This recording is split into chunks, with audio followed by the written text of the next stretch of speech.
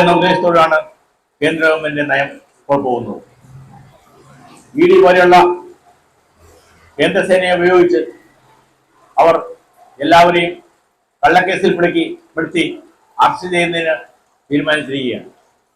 MLA-മാരെ ഭീഷണിപ്പെടുത്തി അവരെ പാർട്ടി ചേർക്കുകയും അല്ലെങ്കിൽ പണം കൊടുത്ത്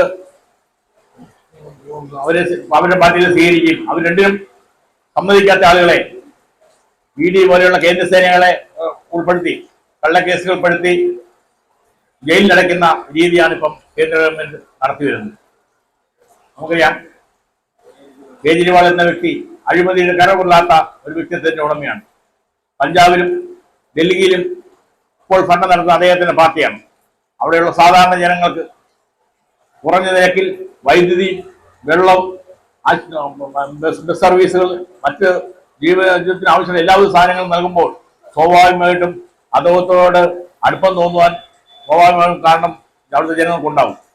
ഇത് കണ്ട് വിരളയുമുണ്ട കേന്ദ്ര ഗവൺമെന്റ് അദ്ദേഹത്തെ ഇ ഡിയുടെ സഹായത്തോടുകൂടി അകാരണമായി അറസ്റ്റ് ചെയ്തിരിക്കുകയാണ്. നമുക്കറിയാം, കോൺഗ്രസ് പാർട്ടിയുടെ കാര്യം തന്നെ നോക്കാം. കോൺഗ്രസ് പാർട്ടിയുടെ എല്ലാ അക്കൗണ്ടുകളും മരവിപ്പിച്ചിരിക്കുകയാണ്.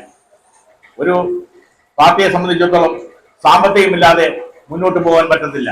ഈ ഇലക്ഷനെ നേരിടണമെങ്കിൽ ഫ്ലെക്സ് അടിക്കണം, മറ്റ് ചെലവുകൾ ധാരാളമുണ്ട്. അതങ്ങനെ നമ്മുടെ പാർട്ടിയെ പിന്നോട്ട് നയിക്കാൻ വേണ്ടി, കോൺഗ്രസ് പാർട്ടിയെ വളർത്തിക്കൊണ്ട് വരാതിരിക്കാൻ വേണ്ടിയാണ് ഈ കേന്ദ്ര ഗവൺമെന്റ് അവരുടെ അക്കൗണ്ടുകളെല്ലാം ഫ്രീസ് ചെയ്തിരിക്കുന്നത്. ഇപ്പോൾ കേന്ദ്ര ഗവൺമെന്റിന് ഒരു കാര്യം മനസ്സിലായിട്ടുണ്ട്.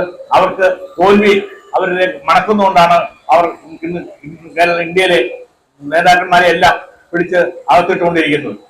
അതിന് ഒരു ചേർന്ന് നിന്നുകൊണ്ടാണ് ഇന്ന് രാവിലെ 6 മണി മുതൽ നമ്മുടെ ഉള്ളൂർ ഗ്രാമപഞ്ചായത്തിന്റെ മുൻ പ്രസിഡന്റ് ജോണി സ്റ്റീഫൻ ഇവിടെ നിരാകരണം അനുഷ്ഠിക്കുകയും നിരവധി ആളുകൾ ഇവിടെ വന്ന് അതിന് അഭിവാദ്യം നടത്തുകയും ചെയ്തിട്ടുണ്ട്. നമ്മുടെ ഡൽഹി മുഖ്യമന്ത്രിയായ അരവിന്ദ് കെജ്രിവാളിനെ അകാരണമായി ജയിലിൽ കുടിച്ചിട്ടതിന്റെ ശക്തമായി പ്രതിഷേധിച്ചുകൊണ്ട് ഇന്നത്തെ ഈ യോഗം ഉദ്ഘാടനം അറിയിച്ചുകൊണ്ട് ഞാൻ എന്റെ വാക്കുകൾ നിർത്തുന്നു.